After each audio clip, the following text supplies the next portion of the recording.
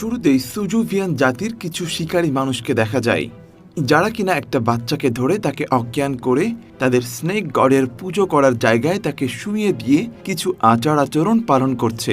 সেই জাতিদের প্রধান তাদের দেবতাকে খুশি করার জন্য রানা নামের একটা অবলা শিশুর বলি দিতে চলেছে। আর ঠিক তখনই সেখানে কালো রঙের একটা বিশাল ভয়ঙ্কর সাপ চলে আসে, আর ইনি হলেন স্নেক গড। এরই মধ্যে ছোট্ট বাচ্চাটার জ্ঞান ফিরে আসে। যখন সাপটা মুখ খুলে রানাকে দেখতে যাবে, ঠিক তখনই রানার ঘুম ভেঙে যায়, আর আমরা বুঝতে পারি এতক্ষণ সে স্বপ্ন দেখছিল। আসলে রানা প্রায় সময় এই সেম স্বপ্নটাই দেখে।